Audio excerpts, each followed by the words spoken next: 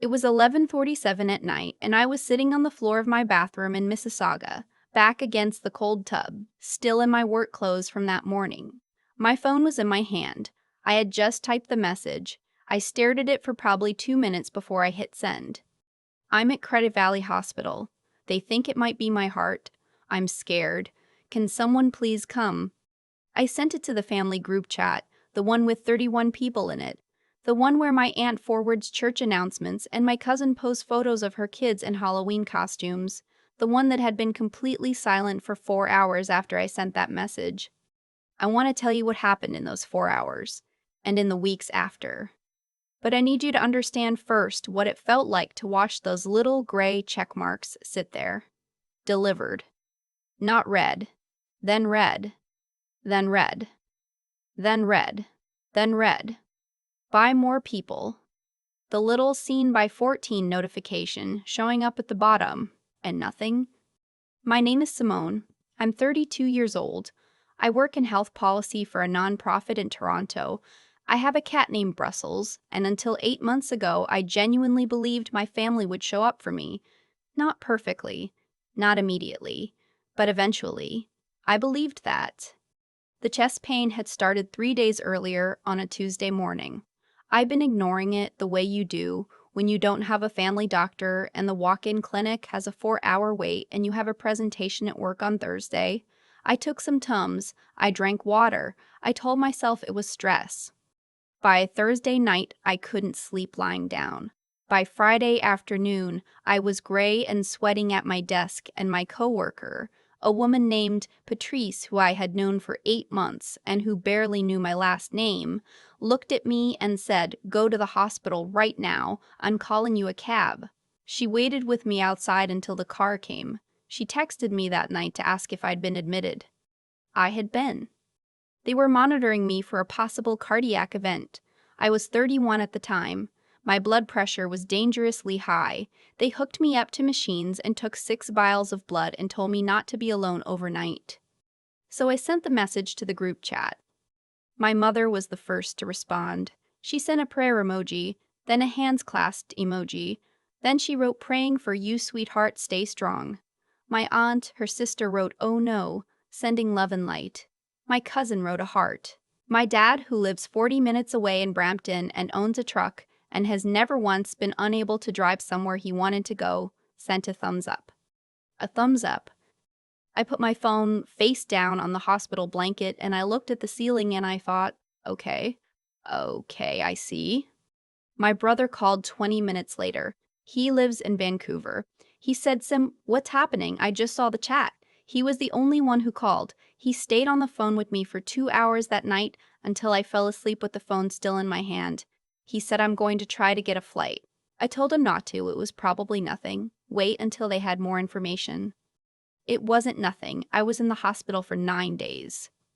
I had a condition called hypertensive heart disease that had apparently been building for years without being caught. I needed a medication adjustment, I needed monitoring, I needed rest, and no stress. The cardiologist, a calm, precise woman who I liked immediately, told me that the next 6 to 8 weeks were important. No major physical exertion, low sodium, follow-up appointments twice a week. I called my mother from my hospital room on day 2. She answered on the 4th ring. She said she'd been worried sick and asked when I was being discharged. I told her 9 days minimum. She said 9 days like. I just told her I'd decided to climb Kilimanjaro for fun. Then she said she wished she could come. But my dad's sciatica had been flaring up, and she really didn't want to take the highway alone. And had I thought about asking my cousin to check on me? I said yes. Sure, I'd think about that. I did not call my cousin.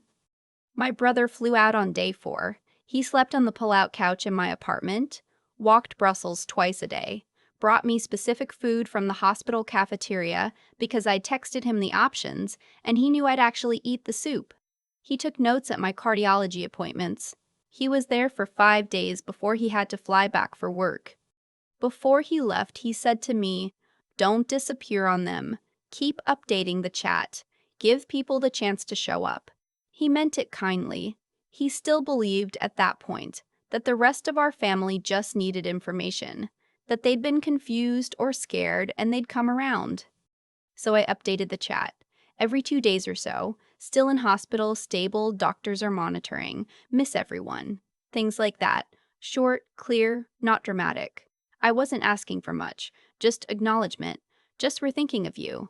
Just some evidence that these 31 people who had watched me grow up and eaten at my table and been in my wedding had noticed I was sick and alone. My dad sent one more thumbs up. My mother's sister, my Aunt Deirdre, who I had spent every Christmas with for 32 years, who used to pick me up from school when my parents worked late, liked the message without commenting. The cousin who'd sent the heart on the first night posted a 40-photo album of her trip to the Okanagan the same day I sent an update saying my cardiologist had adjusted my medication again. I was discharged on a Thursday. I took a cab home by myself. I made it to my apartment, fed Brussels, sat down on the couch, and for the first time since any of this started, I cried. Not because I was scared. I'd moved past scared somewhere around day 5. I cried because I finally understood that the silence wasn't confusion. It wasn't distance. It wasn't busy schedules or highway anxiety. It was a choice. The first cracks in the wall appeared 6 weeks after I got home. I was still on restricted activity, still going to twice-weekly follow-ups at the cardiology clinic. I wasn't driving yet. I was ordering groceries. I was working half-days from home. I was, objectively, not okay. Not in a dramatic way, just in the quiet way of someone who is managing a serious health thing, alone and slowly running out of the particular energy that takes. And then I found out about the story my Aunt Deirdre had been telling. I found out the way you find out most things in a family, from the wrong person at the wrong time. A second cousin, a teenage girl named Waverly, who I barely knew, who was going through some kind of independent-minded phase and had apparently decided family politics were ridiculous, sent me a voice message out of nowhere. She said, and I'm paraphrasing, "I just thought you should know what my mom has been saying about why nobody went to see you." I listened to it 3 times. According to my Aunt Deirdre, I had not been that sick. According to her, I had a history of exaggerating health problems for attention, going back to when I was a teenager. According to her, the reason the family hadn't visited was not indifference but wisdom. They'd all been through this before with me, getting worked up over nothing, dropping everything, and then finding out I was fine. She had apparently told at least 4 people, including my mother, that the hospital visit was classic Simone, and that everyone rallying around me would only encourage the pattern. She had said this while I was hooked up to a cardiac monitor at 31 years old. I sat with that information for 2 days. I did not call anyone. I did not say anything in the group chat. I went to my cardiology appointment. I picked up my prescription from the shoppers on my street. I came home, and I made pasta, and I thought about every single thing I knew about my Aunt Deirdre, and every interaction we had ever had, and I tried to understand how this had happened. Here's what I came back to. Aunt Deirdre has always been the person in our family who knows things. She's the one people call. She's the one who tells you the real story, the context, the backstory you didn't have. She's been doing this since before I was born, and for reasons I don't entirely understand. Maybe because I left Brampton at 22 and built a life somewhere else. Maybe because I didn't need her for information the way others did. Maybe just because she wanted to. She had decided, somewhere along the way, that I was a story she could tell. The history of me exaggerating health problems was this. I was 14 and I had appendicitis. I went to the ER. It turned out to actually be appendicitis. I had surgery. My aunt had apparently been in the waiting room and had at some point decided, retroactively, that the whole thing had been overdone. I do not know what she told herself about what constitutes appropriate appendix behavior in a 14-year-old. My brother called on a Wednesday night. He'd been doing his own version of paying attention. Quietly, from Vancouver, reading between the lines of things people said to him.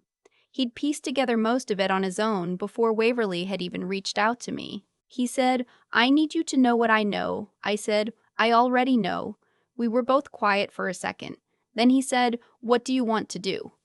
I told him I didn't want to do anything dramatic.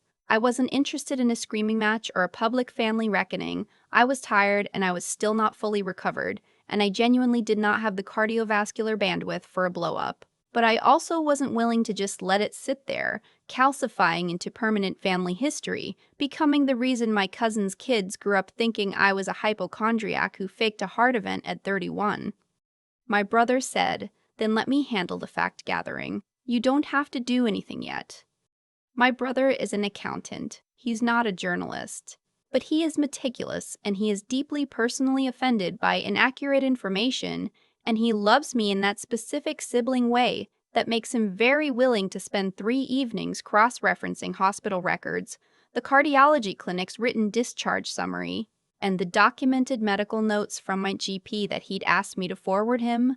He also, quietly and without me asking him to, reached out to 3 family members individually and asked them, plainly, what they'd heard and from whom. He came back to me 10 days later with a clear picture. My Aunt Deirdre had spoken to my mother, to my mother's other sister, to my paternal uncle, and to at least 2 cousins. She had told all of them some version of the same story, that I had a tendency to catastrophize, that the family had enabled it in the past, that the loving thing was not to rush to my side, but to let me manage my own health like an adult. She had framed the abandonment as maturity. She had framed the silence as boundaries. She had done all of this in the 6 hours after I sent the first message to the group chat, before anyone even knew if I was being admitted. My mother had not called me because Aunt Deirdre had told her not to. My father had sent a thumbs up because my mother had told him what Deirdre said. The whole chain of non-response had started in one phone call from one person in the first 6 hours. I want to be careful here because I don't think this fully absolves my parents. They are adults. They have phones. They could have made their own choices. But I also know my mother has deferred to her older sister since she was a child, and I know that my father does what my mother asks, and I know that when a family has had a single information authority for 30 years, it is genuinely hard for people to break that circuit in a moment of panic. What I felt, once I knew all of this, was not the blinding rage I might have expected.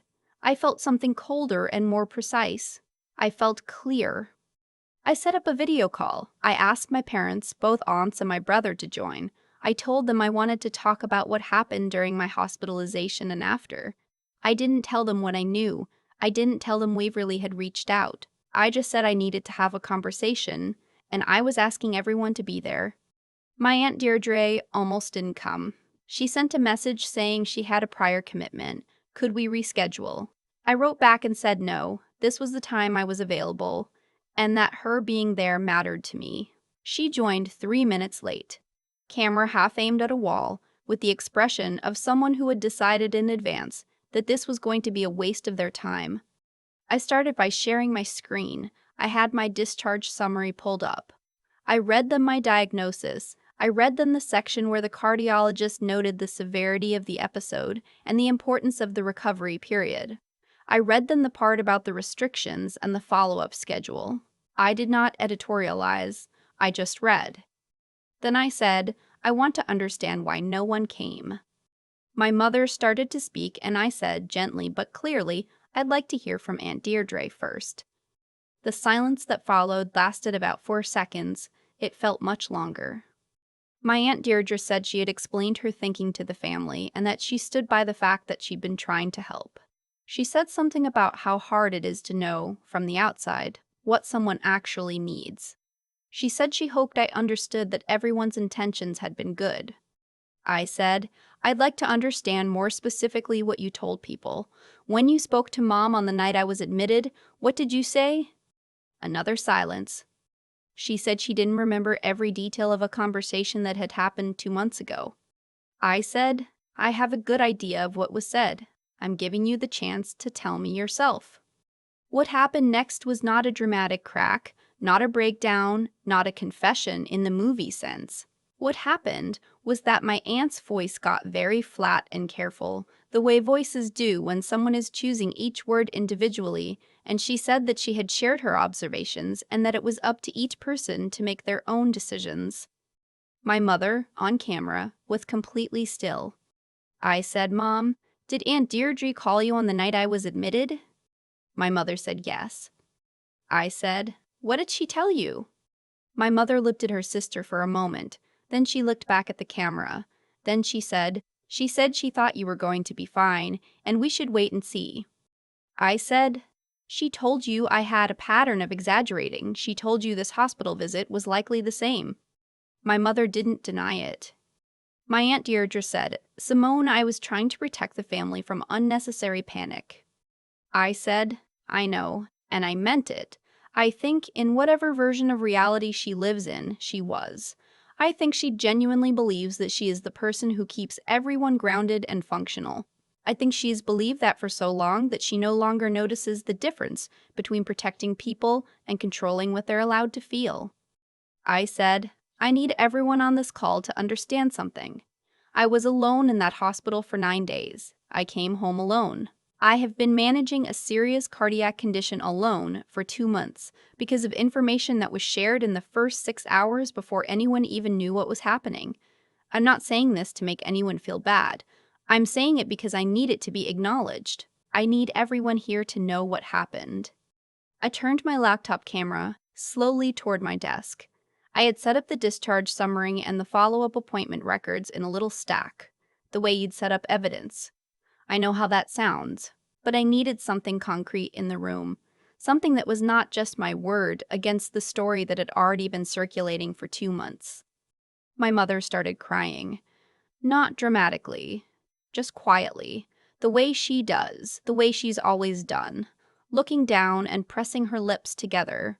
My father, next to her, looked like he was processing information in real time and not enjoying it. My Aunt Deirdre said nothing. She had the expression of someone who has been told they've lost a game they had decided they weren't playing. My brother, who had been quiet the entire call, said, "I want to say something." He said it calmly, without anger, in the tone he uses when he's about to be extremely precise. He said, "I want to be really clear about the timeline. Simone sent the group chat message at 11:47 p.m. By 6 a.m., before any of us had more than the initial update, most of you had already decided not to go. That decision was made based on a phone call from one person about a situation none of us had any actual information about. I want everyone to sit with that." He said it without accusation. He just said it like it was a fact, which it was. After the call, my mother texted me separately. She said she was sorry. She said she hadn't realized how it had looked from my side. She used the phrase, "I should have come 4 times in one message," which, okay, yes, you should have. But I also know my mother, and I know that what she was really processing was not just guilt about me, but the first real crack in her 40-year habit of treating her sister as the person who understood everything correctly. That crack matters more than any apology. My Aunt Deirdre did not reach out after the call. Not that day, not the week after. 3 weeks later, I got a text that said, "I hope you're feeling better. I'm always here if you want to talk." Nothing in it acknowledged what had happened. Nothing in it said the words, "I was wrong." It was the kind of text that is designed to look like an olive branch and function as a reset button, a way to return to normal without anyone having to admit that normal was the problem. I didn't respond. About a week after that, I got a phone call from a cousin. Not Waverly, a different one, older, who told me that Aunt Deirdre had been reaching out to people saying she felt like the family was turning on her and that she didn't understand what she'd done wrong, that she had only been trying to help, that people were being unfair. I listened to my cousin relay this, and I felt something I wasn't expecting. Nothing. Not anger, not satisfaction, not the urge to explain myself again. Just a quiet, complete absence of anything I needed from that situation. I said, "I appreciate you telling me. I'm doing okay." And here is the thing I keep coming back to, the thing I want to end on, because it is the truest thing I know from all of this. My Aunt Deirdre called my mother at midnight while I was in the emergency room, and in under 10 minutes she convinced an entire family to stand down. And the reason she could do that, the reason it worked, is because everyone had already been outsourcing their own judgment to her for 30 years. They weren't bad people. They were people who had forgotten how to trust themselves over her. That's not cruelty. That's what happens when one person holds the information in a family for long enough. I am not better because my family rallied. I am not better because everything got fixed. My follow-up appointments are going well. My blood pressure is stable. My brother calls me every Sunday.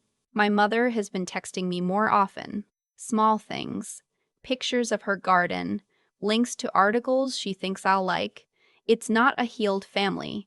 It's a family that knows something now that it didn't know before and is figuring out what to do with that. My Aunt Deirdre. I haven't spoken to since the call. I don't know if I will. I spent a long time feeling like that was a loss I needed to grieve, and then one day I realized I was already fine. The last time I sat in the waiting room at the cardiology clinic, the woman next to me had her daughter with her. The daughter looked about 16, bored and on her phone, the way teenagers are. And at some point the mother reached over without looking up from a form she was filling out and just rested her hand on the daughter's knee for a second. Just for a second. And the daughter, without looking up from her phone, put her hand over her mother's. I thought about Patrice, who called me a cab and texted to check if I'd been admitted. I thought about my brother sleeping on my pull-out couch in Vancouver clothes, completely unprepared for a Toronto February. I thought about Brussels meeting me at the door every single night. Every night, without fail, which is a small thing and also not a small thing at all. You find out who people are in the waiting room, not the people who send the heart emoji, the people who stay on the phone until you fall asleep. I know who those people are now, and I don't need the list to be longer than it is. There's a moment I keep thinking about. It's not the video call, not the confrontation, not even the 9 days alone. It's the cab ride home from Credit Valley the day I was discharged. I watched Mississauga go by through the window, and I thought, I am going home to my apartment and my cat, and nobody knows I'm coming. And I wasn't even surprised. That's the part that stays with me. I had already adjusted. I think about what it takes to get to that point. To have your expectations lowered so quietly and so gradually that you don't notice until you're sitting in the back of a cab after a cardiac event, alone, and your main concern is whether you remembered to buy cat food before all of this started. That kind of adjustment doesn't happen overnight. It happens over years of small moments where you told yourself it was fine, it's not a big deal, they're busy, they mean well. What my Aunt Deirdre did was wrong. I believe that clearly and without drama. She made a decision on behalf of 31 people before anyone had any real information, and she dressed it up as wisdom and called it protecting the family. That's not protecting anyone. That's one person deciding that their own read on a situation is more important than everyone else's right to think for themselves.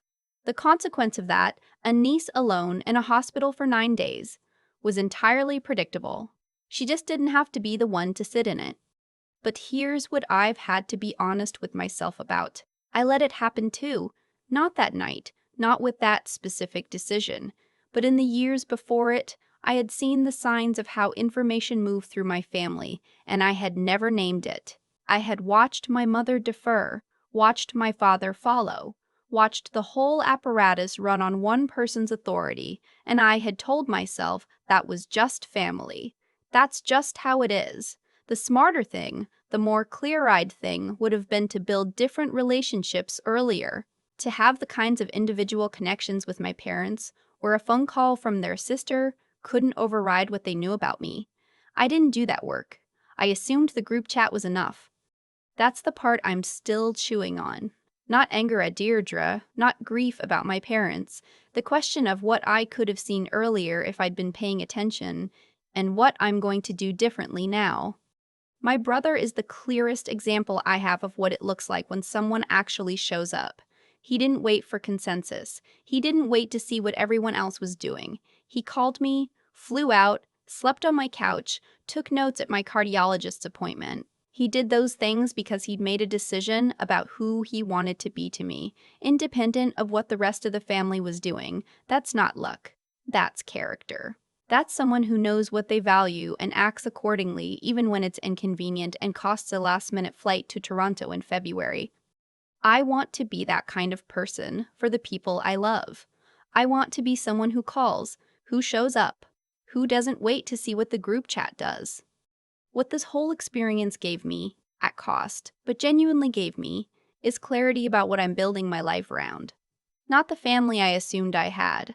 The people who have actually demonstrated, in real circumstances, that they'll stay on the phone until I fall asleep. That list is shorter than I thought it was. It is also, it turns out, exactly long enough.